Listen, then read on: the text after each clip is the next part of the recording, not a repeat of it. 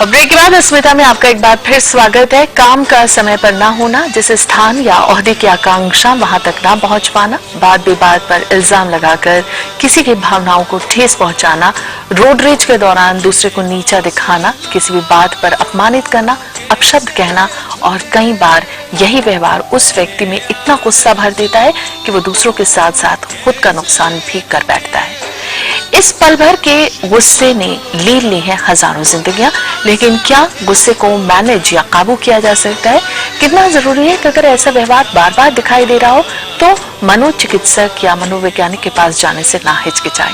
परिवार और रिश्तेदार क्या मदद कर सकते हैं, जानते हैं अपने पैनलिस्ट से। समीर जी, जैसे कि हमने यूथ में देखा है, बहुत सी खबरों में, हमने अखबारों में भी देखा, टीवी चैनल्स में भी देखा, एक अग्रेशन है, गुस्सा है अंदर ही अंदर कहीं ना कहीं, और कई बार ऐसा होता है कि वो इस चीज को समझ ही नहीं पाते कि ये किसी वजह से उनके अंदर हो रहा है, और डॉक्टर के पास या आप जैसे लोगों के पास आना, लोगों को कहीं ना कहीं ये लगता है कि लोग मुझे पागल ना समझें। बिल्कुल, पर आज मुझे लगता है कि मनोचिकित्सा का दायरा बढ़ रहा है। आज प्रिवेंटिव साइकेट्री की हम लोग बातें करते हैं, जहाँ पर कुछ ऐसे जो अंजाम हैं जो लोग देते हैं गुस्से में हरकतों को, वो कहीं ना कहीं उसे कंट्रोल कर सकें। फिर यदि हम बात करें कि यूथ में क्यों गुस्सा आज बढ़ रहा है, जैसे आपने पूछा, तो बहुत चिंता का विषय है और बहुत अधिक बढ़ता हुआ दिखाई देता है। कहीं ना कहीं मैं का दायरा जो है वो संकुचित हो रहा है। इंसान केवल अपने विषय में और अपने भी अंदर के केवल इंस्टिंक्ट्स जो हैं उनको सेटिस्फाई करने की दौड़ में भाग रहा है। हर इंसान के अंदर दो प्रकार के मन हैं। एक मन है जो हर चीज बहुत जल्द पा लेना चाहता है, कहीं ना कहीं एक प्लेजर प्रिंसिपल के ऊपर बेस्ड मन है, जिसे हम इड इंस्टिंक्ट की भी बात करते हैं। और दूसरा मन है जो कहीं ना कहीं आपको रोकता है, कंट्रोल करने की कोशिश करता है। कहीं ना कहीं मुझे लगता है वो कंट्रोल मैकेनिज्म फेल हो रहा है, और कहीं ना कहीं आज जो आप सब कुछ चाहते हैं, जल्द से जल्द पा लेना चाहते हैं। तो गुस्सा एक ऐसी इमोशन है जहाँ एक issue of control is very important. आप खुद पर कंट्रोल नहीं कर रहे और दूसरे को कंट्रोल कर लेना चाहते हैं, जो कुछ भी चाहते हैं जल्द से जल्द पा लेना चाहते हैं। लाइफस्टाइल बदल रहा है। आप यदि समय पर सोएंगे नहीं, रात को बच्चे आजकल PS3 और कंप्यूटर के साथ और इंटरनेट पे बहुत देर समय बिताते हैं, मोबाइल फोन्स के साथ जुड़े रहते हैं।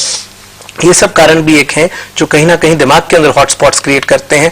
आप लेट अगर सोते हैं तो आपकी स्लीप वेक साइकिल डिस्टर्ब होती है, और दिमाग के अंदर एक एरिया है हाइपोथैलेमस के नाम से, बड़ा खूबसूरत कंप्यूटर भगवान ने बनाया है, जो कहीं ना कहीं मुझे लगता है कंट्रोल करता है हमारे हार्मोन्स को, हमारी इमोशंस को, गुस्से को भी कुछ हद तक।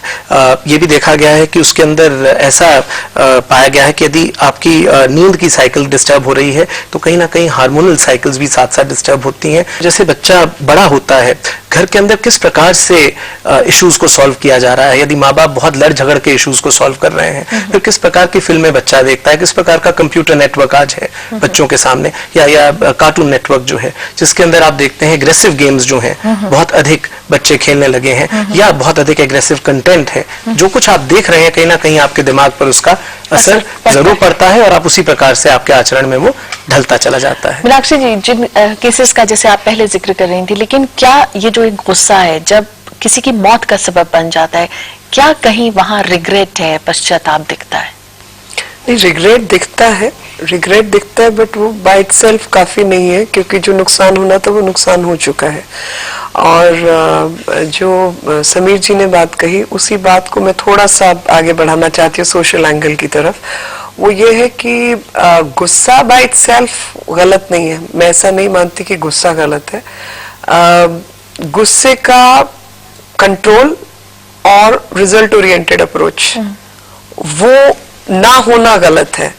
क्योंकि अगर सही मुद्दों को लेकर आप में गुस्सा है और आप समाज में बदलाव चाहते हैं या पारिवारिक स्थिति में बदलाव चाहते हैं, जो यूथ चाहता है, तो वो गुस्सा पॉजिटिव है। लेकिन उस पॉजिटिव गुस्से को आप चैनलाइज कैसे करते हैं? क्या आप सड़क पे जाके बसें जला देते हैं, शीशे तोड़ देते हैं, या आप सत्याग्रह का मूवमेंट अपनाते हैं, या आप एप्लीकेशंस लिखते हैं, या मतलब गुस्सा गलत नहीं है। गुस्से की चैनलाइजेशन और सोशल कंट्रोल वो आवश्यक है। और सोशल कंट्रोल और जो चैनल है, मतलब सोशलाइजेशन का जो मकसद है कि जैसे मान लीजिए घर में बच्चों को, परिवार में अब तक की जो हमारी संस्कृति रही है, गुस्सा मत करो। मैं कहती हूँ गुस्सा करो, लेकिन चैनलाइज तरीके से करो, और उससे जो आप अचीव करना चाहते हैं बिल्कुल कंट्रोल तरीके से अपने अचीवमेंट की तरफ जाएं। एक्सप्रेशन ऑफ एंगर डिस्ट्रक्टिव ना हो, एक्सप्रेशन ऑफ एंगर क्रिएटिव हो, पॉजिटिव हो, तोड़फोड़ ना हो उसमें। तस्नीम, क्या मैनेज किया जा सकता है गुस्से को? जैसे हम लोगों ने कहा कि गुस्सा किन किन सिचुएशंस में आता है, अगर देखें तो कहीं ना कहीं वो गुस्सा इस बात से जुड़ा हुआ है कि जब हम आउट ऑफ कंट्रोल महसूस करते हैं तो हमको लगता है कि हम उस सिचुएशन में कोई कंट्रोल नहीं है हमारा, या मैं वाली बात आ जाती है जो आपको सेल्फ एस्टीम की बात हम करते हैं, या अगर देखा जाए तो अक्सर इस बात पे गुस्सा आता है कि फेयरनेस नहीं है। इन तमाम चीज़ों के ऊपर गुस्सा आता है। कहीं ना कहीं हमारी सोच इसके साथ बहुत जुड़ी हुई है।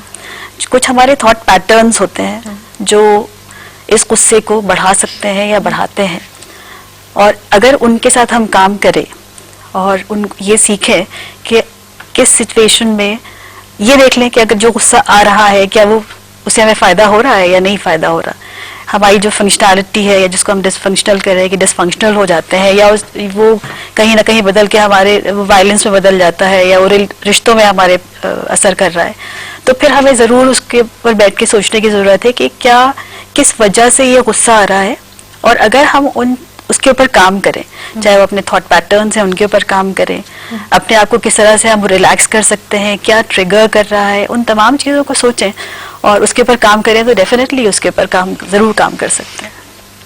स्ट्रेस और कंपटीशन या बढ़ता हुआ कंपटीशन कितनी बड़ी वजह? जैसे मैं डॉक्टर साहब को सुन रहा था, लग तो रहा था ये काफी बड़ी वजह है, बट मैं जब रिलेशनशिप को देखता हूँ तो अब देखा जाए तो इतनी सारे रिलेशनशिप हैं यहाँ पर, अगर ये एक बहुत बड़ा फैक्टर होता तो सब जगह इफेक्ट होता है। सिर्फ हस्बैंड वाइफ रिलेशनशिप की अगर हम बात करें, मैं उसी की बात कर रहा हूँ, तो इतने सारे हस्बैंड वाइफ के रिलेशनशिप हैं, स्ट्रेस एंड कॉम्पिटिशन तो सबके पास है। तो बाय दैट लॉजिक हर घर में ये कहते हैं हमेशा झगड़ा होना चाहिए, हमेशा फसाद होना चाहिए, हमेशा घर टूटने चाहिए। तो मैं इसको बहुत बड़ा फैक्टर नहीं मानता हूँ। मैं फैक्टर ये मानता हूँ कि जब डिस्प्ले ऑफ एंगर जो होता है कितना रिपीटेटिव है और कितना ज्यादा वायलेंस और अब्यूज में कन्वर्ट होता है। एक बार अब्यूज एंड वायलेंस में कन्वर्ट होता है तो फिर इसकी कोई सीमा नहीं होती है, सेल्फ कंट्रोल से बाहर रहता है। फिर जब कर्सिंग एंड अब्यूजिंग जब स्टार्ट होती है तो सब बाउंड्री से बाहर रहता है, और वहीं पे सब कुछ मामला बिखरना स्टार्ट हो जाता है। क्या कहीं ना कहीं से हम फैमिली बैकग्राउंड से जोड़ सकते हैं, या जिन परिस्थितियों से वो आया है, जो व्यवहार उसका है, तो क्या कहीं परिवार का एक बहुत बड़ा रोल होता है इसमें? हाँ समीना, दोनों तरीके से। एक तो गुस्से का जो जन्म है इंसान के अंदर, जैसे डॉक्टर साहब ने कहा कि ये इनबिल्ट भी है।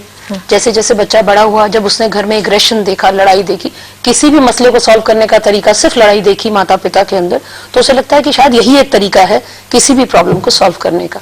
और उसके बाद उसके अपने कुछ एक्सपीरियंसेस आउट ऑफ कंट्रोल, उसका जैसे यूथ का जल्दी से जल्दी किसी चीज को अचीव करना, जब वो चीज आउट ऑफ कंट्रोल हो जाती है तो आदमी के पास हाथ पैर मारने के अलावा कुछ नहीं रहता। तो वो कंट्रोल किस हद तक करना है वो उसे समझ में नहीं आता।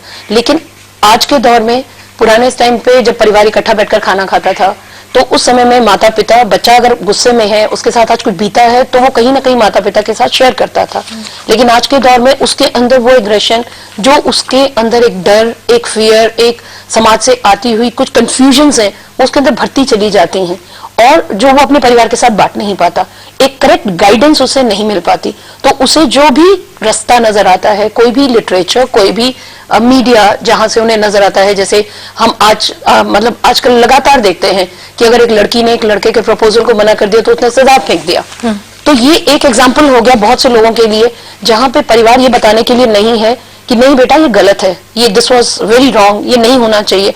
उसको ये लगता है कि शायद यही एक तरीका है अपने गुस्से को निकालने का। किसी लड़की ने किसी लड़के के प्रपोजल को नकार दिया तो पुराने जमाने में वो आशिकी की किताबें लिख डालते थे, आज के टाइम में जाके उसके ऊपर तेजाब डाल लाते हैं। तो ये एक्सप्रेशन ऑफ एंगर जो है ना, वो कहीं ना कहीं गलत है। गुस्सा बाय इटसेल्फ गलत नहीं है। भाई शायरी लिखते थे, हाँ, किताबें लिखते पूरी थे, किताबें, नॉवेल, कुछ हो जाता था। आप देखिए वो एक सवाल है, पूछे आप अपना सवाल। गुस्सा आने के लिए कौन सा हम एनर्जी फैक्टर को, एनर्जी डेंसिटी को मेजर करेंगे जिससे मेटाबॉलिज्म इक्विलिब्रियम एक्सटेंड करेगा इलेक्ट्रोमैग्नेटिक सर्किल ऑफ न्यूरोसाइकिल? देखिए, जब गुस्सा होता है ना इंसान के अंदर, तो उसकी बॉडी लैंग्वेज में भी वो झलकता है। कई बार आपका ब्लड प्रेशर तेज हो जाता है, कई बार दिल की धड़कनें तेज हो जाती हैं, तो ऑब्जेक्टिव पैरामीटर्स भी हैं, पसीना कई बार आने लगता है, कई बार आप दूसरे को इंटरप्ट करते चले जाते हैं बातों में, और कई बार आपकी बॉडी लैंग्वेज जो है इस तरह की हो जाती है कि आप दूसरे को दबाने की कोशिश करते हैं, अपने आप को बहुत सुप्रीम उस समय समझते हैं। और ये सब तो एक फिजिकल आपको जो दिखता है ऑब्जेक्टिवली, और साथ साथ कुछ सब्जेक्टिव एक्सपीरियंसेस भी हैं उस इंसान के, जिसे गुस्सा आ रहा है। कोशिश वो कर रहा है दूसरे को कंट्रोल करने की, पर कहीं ना कहीं खुद का जो कंट्रोल है वो खो रहा है। फिर इसके कई सारे और मापदंड हैं। कुछ तो ऑब्जेक्टिव पैरामीटर्स हैं जिससे हम नाप पाते हैं, कुछ स्केल्स हैं, मेजरमेंट स्केल्स हैं, जो कहीं ना कहीं हम लोग लगाते हैं उस इंसान पर, और ये पाते हैं कि कितना उसे गुस्सा है, किस प्रकार की उसकी इमोशंस हैं। एंजाइटी और एंगर में बहुत फर्क नहीं है।